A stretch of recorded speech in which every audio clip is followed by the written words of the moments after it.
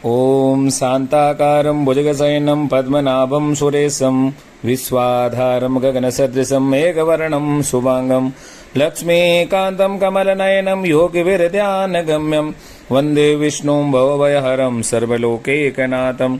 श्री अनंत वर्त कथा। श्री सूजी महाराज बोले, नैमिषारण्य में पूर्व समय गंगा जी के तट पर महाराज युधिष्ठिर ने जरासंध के वध के लिए राजसूय यज्ञ किया। राजा युधिष्ठिर ने श्री कृष्ण, भीमसेन और अर्जुन के साथ यज्ञशाला में जो अनेक प्रकार के रत्नों से सुशोभित मोती के समान कांति वाली इंद्र सभा के सदृश शोभायमान हो रही थी, उसमें यज्ञ के निमित्त सभी राजाओं को बुलाया। उसी समय गांधारी का पुत्र दुर्योधन राजा उस यज्ञशाला में आया। दुर्योधन वहां सूखे आंगन को जल से भरा हुआ देखकर वस्त्रों को उठाकर धीरे धीरे चला। उसको देखकर द्रौपदी आदि स्त्रियां हंसी और आगे जल के स्थान को सूखा समझकर दुर्योधन चलते हुए घर में गिरा। उस समय अच्छे नेत्र वाले द्रौपदी आदि स्त्रियों ने दुर्योधन का उपहास किया। यह देख राजा दुर्योधन अत्यंत क्रोधित हो और अपने मामा के साथ हस्तिनापुर चला गया। उस समय शकुनि ने दुर्योधन से मधुर वचन कहा, हे राजन, आप अपने क्रोध को अपने कर्म के लिए छोड़ दें, क्योंकि जुआ खेलने से आप सारे राज्य को पा सकते हैं। हे राजेंद्र, यज्ञ मंडप को चलने के लिए उठिए। ऐसा ही कहकर दुर्योधन यज्ञ मंडप को आए। इतने में सभी राजा यज्ञ को समाप्त करके अपने देश को चले गए। उसके पश्चात राजा दुर्योधन ने हस्तिनापुर में आकर युधिष्ठिर, भीमसेन और अर्जुन आदि पांडु पुत्रों को बुलाकर जुआ खेलना आरंभ किया, जिसके कपट से उनके राज्य को स्वयं हड़प लिया और निरपराधी पांडवों को जीतकर वन में भेज दिया। वन में वह पांडव वन वन घूमने लगे। ये समाचार सुनकर भगवान श्री कृष्ण भाई पांडवों को देखने की इच्छा कर उनके पास वन में पहुंचे। सूजी बोले, ऋषियों, वन में रहने पर दुख से दुर्बल पांडव जगदीश्वर कृष्ण को देख उन्हें प्रणाम करने लगे। युधिष्ठिर बोले, हे जगदीश्वर, परिवार एवं भाइयों सहित मैं बहुत दुखी हूँ। इस दुख के सागर से मुक्ति का उपाय बतलाइए। हे भगवान, किस देव की पूजा करने से हम अपना राज्य प्राप्त कर सकें, अथवा किस व्रत को करूं जिसके आपके प्रताप से मेरा हित हो। श्री कृष्ण बोले कि हे युधिष्ठिर, श्री अनंत भगवान का पूजन व्रत पुरुषों तथा स्त्रियों को करना चाहिए। सभी मनोरथों को पूर्ण होने से सब पाप नाश हो जाते हैं। तब युधिष्ठिर बोले, हे श्री कृष्ण जी, आपके कहे हुए अनंत कौन है? अथवा क्या शेषनाग है, अथवा तक्षक सर्प है, अथवा परमात्मा को अनंत कहते हैं? कैसो ये अनंत कौन है? कृपा करके हमें यथार्थ कहिए। श्री कृष्ण बोले, युधिष्ठिर, अनंत मेरा ही रूप है। सूर्य आदि ग्रह और ये आसमां जो कहे जाते हैं, और पल विपल, दिन रात, पक्ष मास, ऋतु, वर्ष, युग, यह सब काल कहे जाते हैं। जो काल कहे जाते हैं वही अनंत कहा जाता है। मैं वही कृष्ण हूँ जो पृथ्वी का भार उतारने के लिए अवतार धारण किया और दुष्टों का नाश करने के लिए तथा साधुओं की रक्षा के लिए वासुदेव के वंश में उत्पन्न हुआ हूँ। आदि मध्य अंत कृष्ण, विष्णु, हरि, शिव, वैकुंठ, सूर्य, चंद्र और सर्वव्यापी ईश्वर तथा सृष्टि जो नाश करने वाले विश्व रूप, महाकाल इत्यादि रूपों को मैंने अर्जुन के ज्ञान के लिए दिखलाया था। योगियों के ध्यान करने योग्य और संसार रूप अनंत, जिसमें 14 इंद्र है, 18 12 सूर्य, 11 रुद्र और नारद आदि 7 ऋषियों तथा समुद्र, विंध्याचल आदि पर्वत, गंगा आदि नदी, वृक्ष और नक्षत्र तथा 10 दिशा, भूमि, पाताल, भूलोक, भुवय इत्यादि लोक है। हे युधिष्ठिर, ये सब मैं ही हूँ, इसमें कोई संदेह नहीं है। युधिष्ठिर बोले, हे विद्वद्वर, अब आप अनंत व्रत का महात्म्य और विधि कहिए। अनंत व्रत का अनुष्ठान करने वाले प्राणी को क्या पुण्य मिलता है और उसका क्या फल मिलता है, सो कहिए, मैं जानना चाहता हूँ। पूर्व काल में अनंत व्रत किसने किया और मृत्यु लोक में किसने प्रकाशित किया, यह सब विस्तार पूर्वक मुझसे कहिए। श्री कृष्ण बोले, युधिष्ठिर, पहले सत्युग में एक सुमंत नाम का ब्राह्मण था। उसने वशिष्ठ गोत्र में उत्पन्न भृगु की सुंदर कन्या दीक्षा नाम की उनसे वेदोक्त विधि से विवाह किया। थोड़ा समय बीतने पर उस दीक्षा के अनंत लक्षणों वाली कन्या उत्पन्न हुई। वे सुशील शिला नाम वाली कन्या पिता के गृह में बढ़ने लगी। उस समय उस शिला की माता ज्वर से पीड़ित हो और पवित्र नदी के जल में गिर गई और उनकी मृत्यु हो गई। उसके पश्चात सुमंत ने ब्राह्मण की कन्या, जिसका नाम कर्कशा था, विधि पूर्वक उसके साथ विवाह किया। दुष्ट स्वभाव की कर्कशा नित्य झगड़ा करने लगी और उसकी सौतेली शीला नाम की कन्या अपने पिता के गृह में दीवार और खंभों पर तथा देली पर चित्रकला में तोरण आदि में चतुर हुई। नीले, पीले, सफेद, काले इत्यादि रंगीन चित्र विचित्र से सत्य, पंख, कमल बार बार बनाया करती थी। इस प्रकार बहुत काल व्यतीत हुआ और इस प्रकार वे कौमार्य अवस्था वाली शीला पिता के घर में बड़ी हुई। स्त्रियों की युवावस्था के चिन्ह से युक्त शिला को देख सुमंत ने चिंता की कि यह कन्या मैं किसको दूं। इस विचार से दुखी हुआ। उस समय वेद जानने वाले श्रेष्ठ और स्त्री की इच्छा करने वाले कांति युक्त मुनियों में श्रेष्ठ कौटिल्य ऋषि वहां आए। और बोले, सुमंत तुम्हारी सुंदर कन्या शिला का मैं वर्णन करना चाहता हूँ। सब सुमंत ने शुभ दिन में श्रेष्ठ मुनि से कन्या का विवाह कर दिया। श्री कृष्ण बोले, युधिष्ठिर गृह सूत्र की कही हुई विधि से विवाह किया। उस समय मांगलिक शब्द किए गए तथा स्त्रियों ने मंगलगान किया। ब्राह्मणों ने स्वस्ति वाचन तथा वन्य जनों ने तुम्हारी जय हो का घोष किया। विवाह कर्म संपन्न होने पर अपनी पत्नी कर्कशा से सुमंत बोले, हे प्रिय, दामाद को कुछ संतोष के लिए कुछ दहेज देना उचित है। ऐसा वचन सुनकर कर्कशा ने क्रोध हो और अपने घर के संपूर्ण पदार्थों को एकत्र कर उन्हें पेटी में बंद कर दिया और अपने पिता के घर जाने को कहा और भोजन से बचे हुए पदार्थ मार्ग में भोजन के लिए रख दिए। सुमंत से बोली कि घर में धन आदि कुछ भी नहीं है, जो हो देख लो। हे युधिष्ठिर, ऐसे वचनों को सुन वे बहुत दुखी हुआ। विवाह के पश्चात कौटिल्य अपने शिला को रथ में बिठाकर वहां से धीरे धीरे चले। मार्ग में पुण्य रूपा यमुना नदी को देखकर उसके किनारे पर रथ खड़ा कर नित्य कर्मों को करने के लिए चल दिए। दोपहर को भोजन के समय उसी यमुना के तट पर उतर शिला ने लाल वस्त्रों को पहने हुए बहुत सी स्त्रियों को देखा, जो अनंत चतुर्दशी में भक्तिपूर्वक जनार्दन भगवान की पूजा कर रही थी। उन स्त्रियों के समीप जाकर धीरे से शिला ने पूछा, हे आर्यों, कृपा करके मुझसे कहो कि आप किसका व्रत कर रही है और इस व्रत का क्या नाम है। शिलावती शिला के इस वचन सुन वे संपूर्ण स्त्रियां बोली, हे शील, इसका नाम अनंत व्रत है। इस व्रत में अनंत देव की पूजा की जाती है। यह वचन सुन वे शिला बोली, मैं भी इस व्रत को उत्तम व्रत को करूंगी।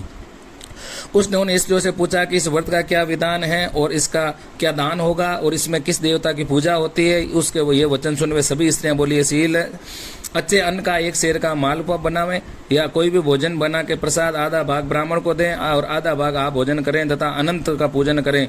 कुशा का शेष नाग बनाकर बांस की टोकरी में स्थापित करें, फिर उस शेष नाग का आह्वान प्राण प्रतिष्ठा करके स्नान करावें और वेदी पर चंदन पुष्प धूप दीप और बहुत प्रकार के नैवेद्य अनेक प्रकार के पकवानों से उनकी पूजा करें। उस शेष नाग के आगे कुमकुम से रंगकर उसमें 14 गांठ लगाकर उस डोरे का पूजन करें। पुरुष अपने दाहिने हाथ में और स्त्री अपने बाएं हाथ में बांधे। बांधने के समय यह मंत्र पढ़े, हे वासुदेव, इस संसार रूपी सागर में डूबते हुए मेरा उद्धार करें। ऐसा श्री अनंत सूत्र का मेरा नमस्कार है। तदंतर सूत्र को हाथ में बांधकर अनंत की इस कथा को श्रवण करें और संसार रूपी नारायण अनंत का ध्यान करें। हे शील, इस प्रकार हमने तुमसे इस व्रत का विधान कहा। श्री कृष्ण बोले, युधिष्ठिर, उस समय शीला ने स्त्रियों के से वचन सुनकर अति से आनंद को प्राप्त हो और हाथ में 14 ग्रंथ युक्त डोरा बांध इस व्रत को किया। मार्ग के अर्थ जो भोजन दिया गया आधा ब्राह्मण को खिलाया, शेष आप दोनों भोजन कर अति आनंद से पति के साथ बैलगाड़ी में अपने घर को गई। उस समय शिला को व्रत का प्रभाव मालूम हुआ। इस अनंत के व्रत करने से गौ, धन, लक्ष्मी सभी प्रकार की संपत्तियों से उनका घर परिपूर्ण हो गया। अतिथि के सत्कार में शिला सदैव लगी रहती थी। वे माणिक के स्वर्ण मोतियों के हारों से सुसज्जित हो गई। देवताओं की स्त्रियों के समान धन पुत्र आदि से युक्त होकर वे सावित्री के समान पतिव्रता हो और घर में पति के साथ आनंद से रहने लगी। किसी समय उसके पति ने बैठी हुई शिला के हाथ में अनंत का डोरा बांधा हुआ देखा। पूछा, है शिला, इस डोरे को तूने मुझे वश में करने के लिए बांधा है ना? सत्य के किसके अर्थ से यह डोरा तूने धारण किया? शिला बोली, है स्वामी, इसके प्रसाद से मनुष्य इस लोक में धन दानादि संपदाओं को पाते हैं। उसी अनंत के डोरे को मैंने धारण किया। शिला के इस वचन को सुनकर उसके पति कौटिल्य ऋषि ने लक्ष्मी के घमंड में आकर उस अनंत के डोरे को तोड़ डाला और तोड़कर बोला, ये अनंत कौन है? उस मूड ने यह कहकर डोरे को जलती हुई अग्नि में डाल दिया। तब हाय हाय करती हुई शिला ने उस अनंत सूत्र को अग्नि से बाहर निकाल कर दूध में डाल दिया। इस कर्मों के फल से कौटिल्य के सब ऐश्वर्य नष्ट हो गया। चोर उसकी गऊ को चुरा कर ले गए। आग से उसका सारा घर जल गया और जो पदार्थ जिस प्रकार से आया उसी प्रकार से गया। अपने स्वजनों से कलह, बंधु वर्गों से नित्य प्रति झगड़ा और मारपीट होने लगी। उसी अनंत के डोरे को तोड़ डालने से उसके घर में दरिद्रता आकर वास कर लिया। श्री कृष्ण बोले, युधिष्ठिर, उसके साथ कोई मनुष्य बोलता भी नहीं था। वे शरीर से अत्यंत कृष्ण तथा मन से अति दुखी हुआ। तब कौटिल्य ऋषि अत्यंत दुख से बोला कि ये शिले, मुझको अकस्मात शोक होने का क्या कारण है जिससे हमको अति दुख हो गया? सब धन नाश हो गया और हमारा पशुधन चोरी हो गया। कुटुंबियों में नित्य झगड़ा होता है। कोई मुझसे बात नहीं करता।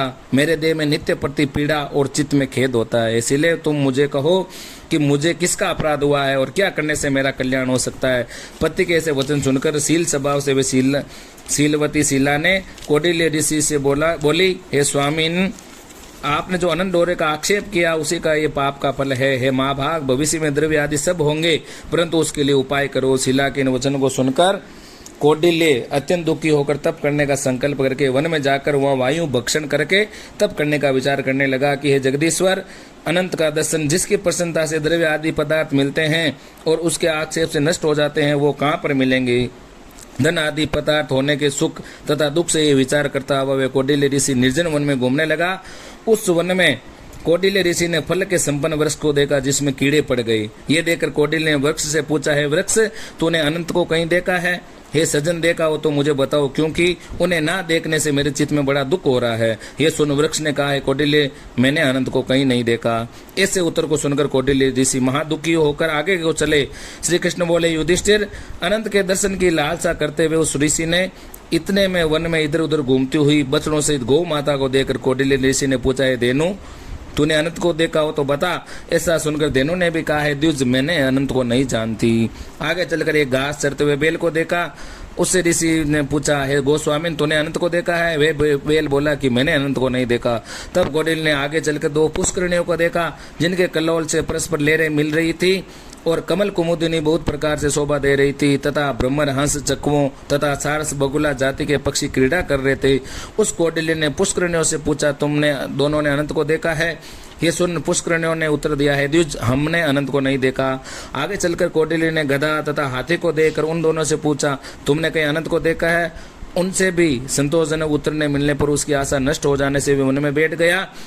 और ये युधिष्ठिर, कौटिल्य ऋषि जीवन की आशा छोड़कर विवल हो बहुत गर्म श्वास छोड़ता हुआ पृथ्वी पर गिर पड़ा। थोड़े समय में सावधान होने पर अनंत, ऐसा कहते हुए कौटिल्य ने उठकर संकल्प किया कि मैं प्राणों को छोड़ दूंगा। हे युधिष्ठिर, जब उसने मरने के लिए फांसी डाली ही थी तभी अनंत भगवान प्रत्यक्ष हो गए। बोले अनंत भगवान की जय। ब्राह्मण का रूप धारण किए हुए अनंत ने कहा, हे द्विज, इधर आओ, और उसका दाहिना हाथ पकड़कर पर्वत की गुफा में चले गए। वहां सुंदर स्त्री पुरुषों से युक्त अपनी पुरी को दिखाया। यहाँ पर एक दिव्य सिंहासन और उस पर शंख, चक्र, गदा, पद्म, गरुड़ के सहित विश्व रूप अपनी विभूतियों से वेदों अधिक तेज और कौस्तुभ मणि के सहित वनमाला को धारण किए हुए थे। उन देवताओं के देव जो किसी से पराजित न होने वाले हैं, उन विश्व रूप को कौटिल्य मुनि ने देखकर उनकी स्तुति करने लगे। हे पुंडरीकाक्ष, मैं पापी हूँ, पाप करने वाला पापात्मा हूँ, मैं पाप से उत्पन्न हूँ, आप मेरी रक्षा करें और मेरे पापों को हरे। हे जगदीश, आज मेरा जीवन और जन्म दोनों धन्य है। चरण कमलों में मेरा मस्तक भ्रमर के समान स्पर्श हो रहा है। कौटिल्य ऋषि के वचन सुनकर अनंत देव मधुर वाणी से बोले, कौटिल्य ऋषि, तुम निर्भय होकर अपने मन की बात मुझसे कहो। तब कौटिल्य बोले कि संपदाओं के घमंड में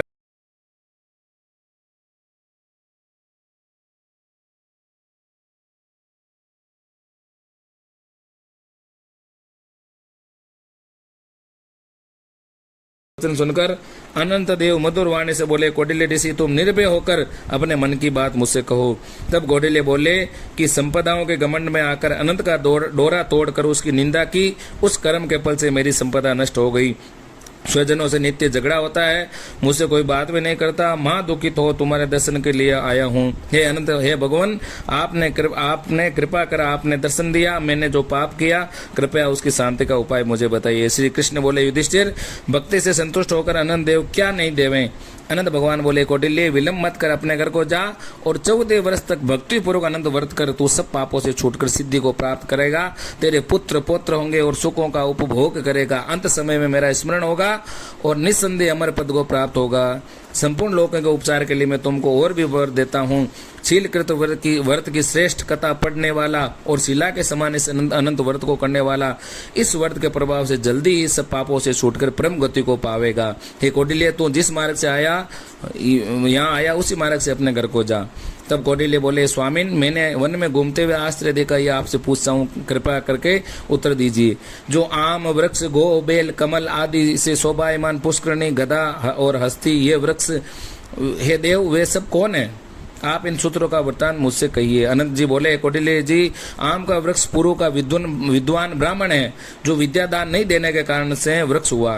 गो पृथ्वी है, उसने पूर्व ही बीज को चुराया है। और वे बेल धर्म है, धर्म और अधर्म के कारण वे दोनों पुष्करिणी हुई। वे पूर्व जन्म से कोई ब्राह्मण जाति की दोनों भगिनी थी। जो धर्म अधर्म करती थी, वे परस्पर कहती थी। उन्होंने ब्राह्मणों, अतिथि और दुर्बल को कुछ भी भोजन आदि पदार्थ नहीं दिया, याचकों को भिक्षा भी नहीं दिया। उस पाप कर्म से परस्पर लेरी और जल एकत्रित होता है। वे गधा क्रोध है, हस्ती मद है और वृक्ष ब्राह्मण है, मैं अनंत हूँ और वे कंदरा संसार है। इस तरह के कर आनंद जी अंतर ध्यान हो गए। बोले आनंद भगवान की जय। ये चरित्र कौटिल्य स्वप्न देकर अपने घर को आए। श्री कृष्ण बोले युधिष्ठिर, कौटिल्य ऋषि ने 14 वर्ष तक आनंद व्रत किया और अनंत के कहे अनुसार उन्हें सुख भोग कर और अंत में अनंत का स्मरण करते हुए अनंतपुर को चला गया। हे युधिष्ठिर, उसी प्रकार से तुम भी कथा सुनो और 14 वर्ष तक अनंत व्रत करो। जैसे कौटिल्य ने अनंत देव के